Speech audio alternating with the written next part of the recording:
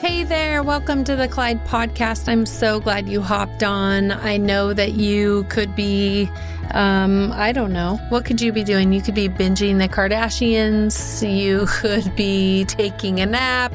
You could be watching and scrolling more reels. You could be listening to the news, scaring the heck out of you.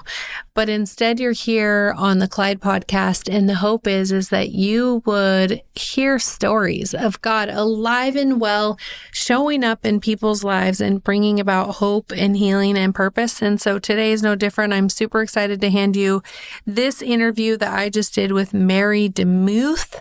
She has written 50 books. That's crazy. Books like We Too and The Most Misunderstood Women of the Bible, and her latest book, Restore Your Life.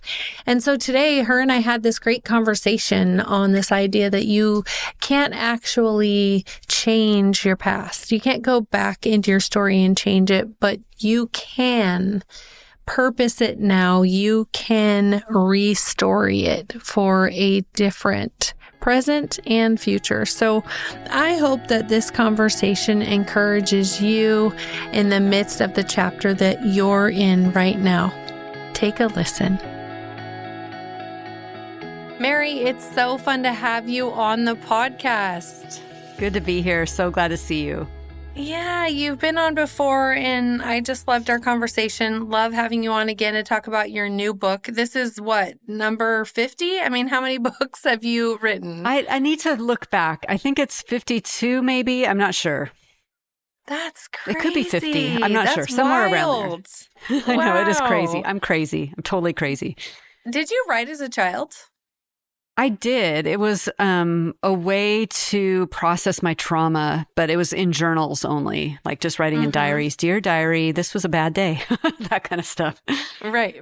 Yeah. That's so funny. My diary as a child, I also did that, but I named it after the boy I had a crush on. And so I would write to him, which is really weird. Anyways, when was the moment where you were like, I think I want to write for other people? That happened. I was an English major in college, but I thought, well, I've got to get a real job. So I was a junior high teacher, which was its own form of purgatory. And then I started having children. And the moment I had my first child, my daughter, I don't know, there was just something that happened once she was birthed. The moment she came out, one of my first thoughts, of course, was she's beautiful and I love her. But the other one was, I need to write a book. And so that began my 10-year journey of not instant success, but writing in complete obscurity. And then only started realizing that dream about 12 years after I had started writing. Wow. Crazy. Wild. Well, I want to talk to you about this new birth of a new book. And it's called Restore Your Life. Why did you write this? You know, the Lord dropped that term into my head about 8 years ago because I had gone through so much healing in my life, which was lovely and took an exceptionally long period of time. But I began to feel restless, like there's more to life than just healing from your sad story. There's actually an entering into other people's stories to help them. And that's where Restore came out. I had a podcast called The Restore Show. I did a Restore conference for 2 years. And so it's been around for a while. And thankfully, we were able to finally shop it and sell it, but it just took a long time to sell. And the central message is basically just the beauty of God using our own stories to give us a so what to the next chapter of our lives. People listening are thinking, what does that mean, restore? I mean, I can't go back and change my story. So what can we do? If we can't go back and change the way it's gone, what do we have the power to do? Yeah, another good word is reframing. So, for so long, I lived in this mentality of, look at all these terrible things that happened to me. And there was plenty of terrible things. That was part of my identity. As I've been healed and I'm reframing it, I'm realizing that, was it bad? Yeah, it was bad. Did I have to heal from it? Yes. Did I grieve and mourn? Of course. But now I'm looking back, and it's more like a treasure hunt of finding the footsteps of God in my story and seeing how it's playing out today in the ministry that God has given me today. And that has been one of the most satisfying adventures of my life. Talk to us a little bit more about that. I love that idea of like looking back and finding the footsteps of God in your life. How can we do that? Part of it is a willingness to be honest. So some of us just need to tell our story. I often tell audiences an untold story will never heal. We somehow think it will because like we're super good at shoving it down, but it has to be shared. And even if you don't have someone safe in your life to share your deep, dark secret with, you can at least write it down on a piece of paper or say it into your phone. At least get it out of you. And then begin to pray that the Lord would send you a safe person to share that delicate story with, because it will never start that healing adventure in the darkness. It only happens in the light when we've been able to share it. And that takes a tremendous amount of bravery. I'm not trying to, play that down. It takes a lot of bravery to do that. But that's the first step in beginning to see, okay, where was God in all of this? Because you have to first face it. There's so much I want to ask you about that. The line that you just gave us, an untold story will never be healed. I resonate with that so much. I remember when I was like 21 years old and my landlord, I rented her basement apartment, and she was what I considered a crazy Christian, because she was Christian, I thought she was crazy. Yeah, exactly. And I was not Christian. And she would invite me into her life, into her days, her family meals. She'd have me up for coffee, and she began to ask me questions about my story, and I'd never told people. And it was like this really crazy experience where I realized I even had a story. And she began to speak Jesus into my story. And that was kind of the beginning of the stitching and mending that God wanted to do in my life. When you think about us and those of us who have untold stories, what have we been told? I mean, why are they untold? What have we been made to believe that has locked our story up? There's a lot of different nuances there, but I would say one of the most powerful ones, if your story's tied up with family, is we don't talk about this outside of the family. This is hush hush. If other people found out that this beating happened or this abuse happened or this, whatever it is that happened, then you're betraying your family. I think there's also a subtle message in America and around the world too of just buck up. Don't be a problem. Nobody likes a broken person, so shove it down. Pull yourself up by your bootstraps and just get on with it. You don't have excuses. You just live your life. And I for sure preached that to myself as a kid. I always wondered why I was even on the earth, because I just was there to be neglected or abused. And so I would give myself little pep talks of, knock it off, Mary. Don't be so needy. No one wants you to be needy. And in fact, if you need to show that you're worthy, then you better perform pretty well. Some people will do the opposite. Like, well, I'm not being noticed, so I'm going to rebel negatively. I rebelled positively, but it's still the same cry for significance and being noticed. Yeah, I can resonate with that so much because I grew up in a home with childhood trauma. But I also think I've run across women who maybe they didn't experience something so traumatic, but there was this like quiet toxicity to, oh, your brother gets all the airtime because he's a boy, or your sister gets all of it because she's the sports star. So you don't really matter. We don't want to hear your opinion on where you want to go to eat. Like, you hear these kind of like quiet, toxic ways that our family of origin invited us to stay quiet. Do you run across those stories too? I'm so glad you brought that up, because it really relates to the story that we tell ourselves. And it may not have even been intended. Like the parents didn't sit down one day and say, oh, we love our sports star son, or she's really cool, or whatever.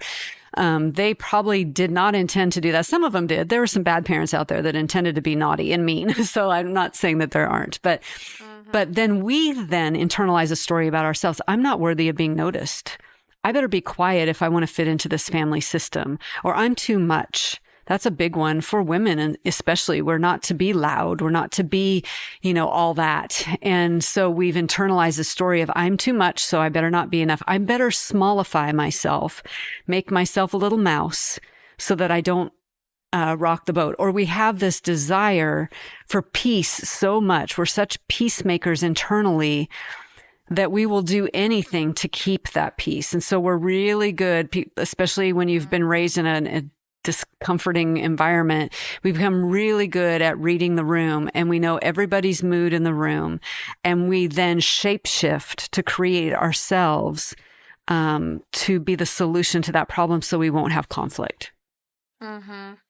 Yeah, it's fascinating, the untold story. I love that you brought it up. I mean, I recently was even in therapy like a month ago. I'm throwing myself under a bus today, but I mean, why not? If we can't be real about it, what are we doing? But I was freaking out because I'm going to have my book published this year, and my therapist is asking me why. And I'm like, because I'm sharing things I'm not supposed to share. And she was like, you're right. You're breaking all the rules. You're breaking all the rules. And I still have it in my phone. I wrote that down like, oh, wow, I am. Like, by me even telling my story, I'm literally breaking these rules that weren't written in paper, but they were written like on my life, And I think there's a lot of us who are like, oh no, if I pipe up and actually give my opinion, or if I actually tell you that you hurt my feelings or whatever, we're breaking all the rules. So I love that you're challenging us today that an untold story will never be healed. You mentioned writing about it in a journal, or saying it on our phone, like recording it. Are there other great spaces to begin to process our story that you'd recommend?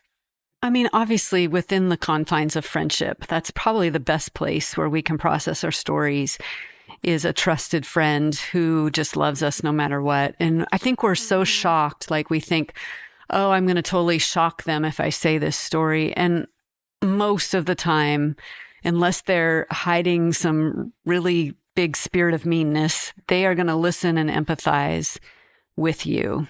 And it is a risk to tell it, but I think it's kind of like when you've had a struggle with sin and you have kept it completely quiet. I remember one time in college, I had a specific thing I was struggling with, and I just felt like I was the worst sinner ever. And I ended up just like whispering it to my friend.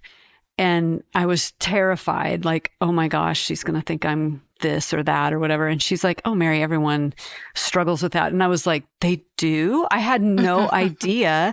And then suddenly this darkness that was over me like a cloud, it just completely dissipated. And all that self-loathing and hatred just left because I realized I was not alone in that struggle. Yeah, the power of that is incredible. Talk to us about this hesitancy that we have to reopen wounds. Like, we almost think it's gonna like kill us all over again. Yeah, I would just validate that fear because it is a real fear and it can happen. And so that's where you do need to have a pretty trauma-informed perspective. And if you are going to open some wounds that you've let sit for a while, it may be really wise to have a counselor to process that with, because they are more equipped and better equipped, a licensed therapist, to help you, and then even do things like EMDR or brain spotting or some of the new methods that help you work through some of those traumatic memories. I will say for me, like, I was pretty cavalier about it. When I decided I would go back to the place where I was sexually abused for a year, my kindergarten year, and I decided I would go back and like, look at God's going to give me the big victory. And I have pictures of me standing in front of all the terrible places that all these horrific things happened to me. And the moment I was safe again outside of that environment. I had never been back, never. And it had been decades since I had been there. The moment I was safe, I started vomiting, and I realized I was being pretty cavalier. So just be super tender with yourself. If you're going to open up a can of worms, be sure you have a professional there with you. Mm-hmm. Yeah, absolutely. And a professional who will be patient. I remember the first Christian therapist I went to, she invited me to go back to the origin of a pain as a child and invite Jesus to go with me, and I couldn't do it. Yeah. I couldn't do it. And it took me, I don't know, a year, 2 years. I finally was able to do that, and it was a powerful experience. But I at first was like, why would I ever do that? Why would I go back to the origin of our pain? Now I know, like you're talking about, that if I don't go back to that and allow Jesus to heal me, I can stay stuck there in some ways. Can you talk to us about how you see us getting stuck in certain chapters of our story? Yeah, I think unforgiveness can be a part of that. Forgiveness is a tricky thing. It's very hard. But I know that has kept me connected to some hard stories. And I guess what I'll say with that is that we, like you just said, we need to be really tender with ourselves. And we need to understand too that God is a gentlemanly healer, and he takes us on the perfect journey, and he opens up those doors when we can handle it. Like if I had tried to handle it before, I don't think I could have, but I think in terms of forgiveness, there was a day that I chose to forgive, let's say my mom. Okay.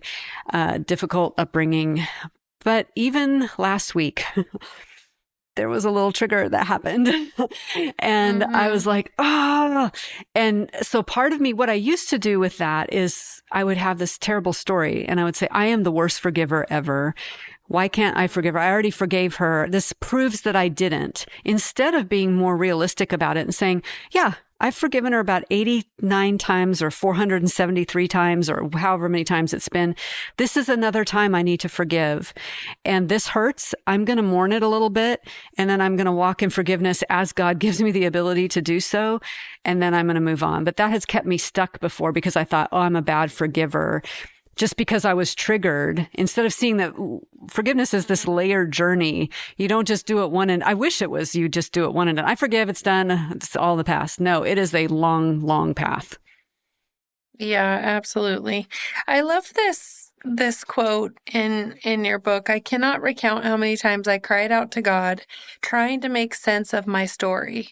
Sometimes he was silent, but even in that holy quiet, he was working.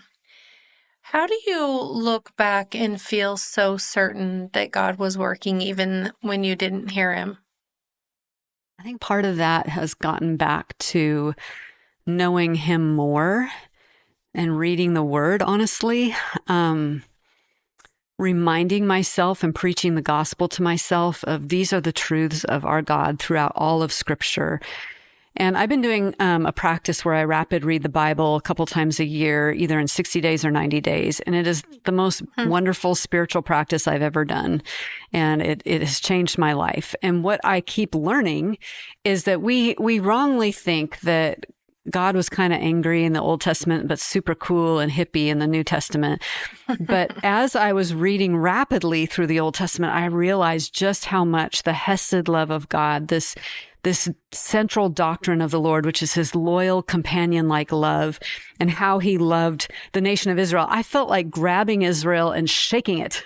And he would still come back, and he would still, even when they went into exile, he brought them back from exile. He was constantly wooing his people, and he is a God who is there. And so I have just had to remind myself when my emotions remind me that it feels like he's not there, I will remember the truth of theology is that he is there. He will never leave me. He will never forsake me. And I can rest in that. And then I retell myself my own story. I go back and say, oh, look at how he was faithful here, and he was faithful here, and he was faithful here. And I remember that 7-month period where I felt like I wasn't hearing anything from him, but it was all the soil work that was happening. And now I look back and say, oh my gosh, he was doing so much work, but I couldn't see it then. But that reminds me that when he's not saying stuff, he's doing stuff. And so that's kind of how I've dealt with it. Mm-hmm. You opened up so vulnerably a few minutes ago about being abused when you were in kindergarten, and then you just now talked about you can look back and see times where he's been faithful. Can you give us some examples? I know, you probably don't have time to go into all the details of them, but like when you do look back, what are some things that you saw that were like, oh no, that's evidence of God's footprints. He showed up here, or he brought this person, or what kind of things do you mean? I'm asking because I think a listener who maybe hasn't done that kind of spiritual practice you're talking about might get a sense of what you mean, and then they could start doing it for their own life. Sure. So one of them, these are kind of weird things, but when I was 5, when all those bad things were happening to me, another bad thing that was happening to me was that my mom and her second husband, were having these drug parties in our house. It was exceptionally unsafe, lots of crime, all of that. I was terrified all the time. But they would get so stoned that they would pass the joint around in a circle, and they would pass it to me and say, let's get the little girl stoned. And part of God's breadcrumbs in that is inside of me, knew that it was wrong, and I walked away from it. Now that is God giving me a conscience when I was only 5 years old that protected me from years of drug abuse that could have happened. Another one is just so strange, but sometimes when I was growing up, a Christian song would make it onto, like a normal, like they would become popular for whatever reason. There were not very many of them. There were not a lot of crossovers, but whenever there was one, that would become my favorite song, and I would sing it over and over. And there was just this longing in me, like, who is God? Why? He loves me? What does this mean? It was just this identification of that there was something more to this life than just me being harmed and neglected. And it was through the radio waves of all things that God was wooing me, even as a little tiny kid. Very cool. You talk about letting Jesus rewrite our story. What does that look like? Yeah, that sounds kind of esoteric, but what I mean by that is that I guess how I look at it is when I started parenting my kids, I was absolutely desperate to have a different story than I had as a child. And I was terrified, to be super honest. And so part of restorying was crying out to God, getting on my knees, crying all the time, asking the Lord to help me because I had no earthly idea how to parent. I had zero example. And rewriting of my story was, I am not going to be, by God's grace, the parent that I had. I'm not going to be the mother that I had. I'm not going to be the father that I had. And so part of that restorying process is us acknowledging that we want something different, that we are going to react to the past in a way and see it as a cautionary tale rather than an inevitability that we have to walk into. I just did not believe it was an inevitability. I believed that God was big enough to change me, and I desperately cried out to him. I just recently read a quote, and I don't have it memorized, so I'll botch it, but I loved it so much. And it was from C.S. Lewis, and he said, you don't get to choose the beginning of your story, but you do get to choose how it will end. Yeah. And we have a lot more volition than we think. My husband often talks about the fact that Christianity is active, not passive. Even in the, spiritual growth category, we don't passively grow. I don't randomly grow by sitting on a couch all day. Like, I have to pursue it. Right now, my son wants me to do a half marathon with him. I can't just go out and run a half marathon. I mean, that would be miraculous if I could in one moment, but I am training, and I ran 8 this week and my legs are sore, but then I'll run 9, and then I'll run 10 and then 11. And so it takes work. It takes intention. It takes a desire to change. It also takes a recognition of what you don't want to be.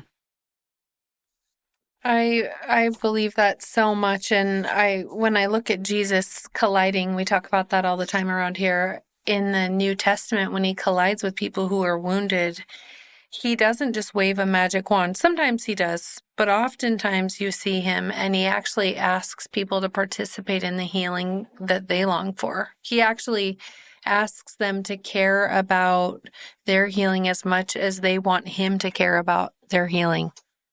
Right? Like he's like, he said, no, I'm actually take up going your to mat. Right. Like you're going to have to be the guy who does something different than you've done for the last 40 years in that story, right? That guy is like, no, I'm the guy who doesn't move. And Jesus is like, no. That's been your identity, but ain't no more. You're going to have to get up and move. And I think we're waiting to wake up on a Wednesday and feel whole. Yeah. And it doesn't happen. We have to actually participate in that. What are some of the greatest moves you've made to experience healing in your story, would you say, with God? Part of it was that, what I just mentioned, this desperation, longing. And to be honest, like one of the best times of healing for me was in college, where I just kept spilling my story like an oversharer. I would just, anyone that wanted to listen, I was like, let me tell you my story.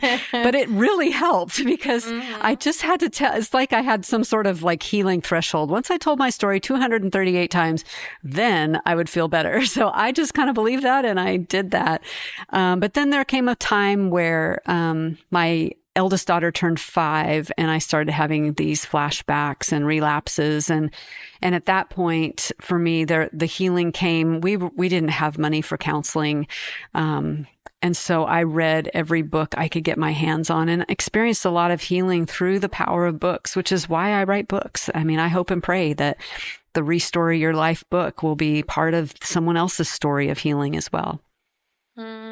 Does it ever blow your mind that God uses your story of pain to help other people experience healing? Every day. It's beautiful. It's shocking. It's lovely. It is as I think it was Tolkien who coined the word eucatastrophe, which means good catastrophe. A catastrophe happened, and EU is that little word that means good. Good can come out of a catastrophe.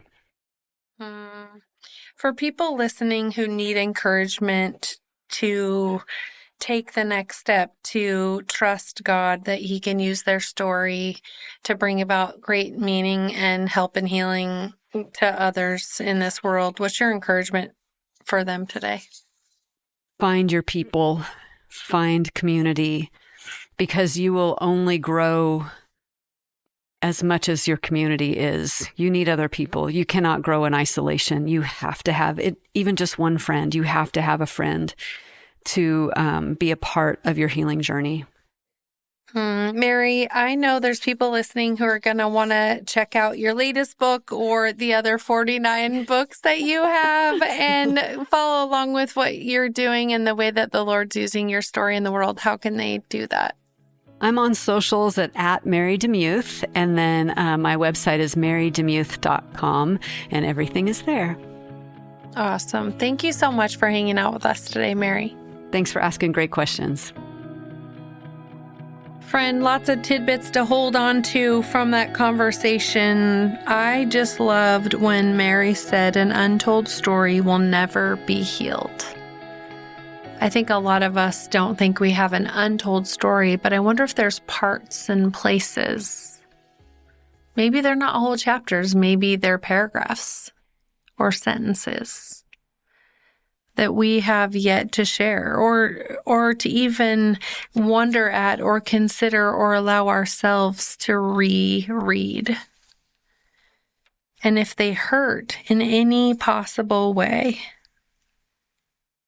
and we aren't paying attention to them, it's hard to let Jesus in to heal them. And so if there's something coming up for you and you think maybe you need to process it, and it could be something small, it could be something that happened this last week, or it could be something really big from the past, 20 years ago. Where is a space that you can tell that story? Do you have a friend or a spouse or a pastor or a therapist. You can certainly go to the Lord in prayer and begin to process. I know I do that a lot in journaling and writing, but I find those other spaces to be so helpful as well. God wants to get into all of the spaces and places that hurt. He wants to heal your pain and then purpose it to help heal others. If you know of a friend who would be so blessed by hearing this interview, make sure you send it on to her, a simple text.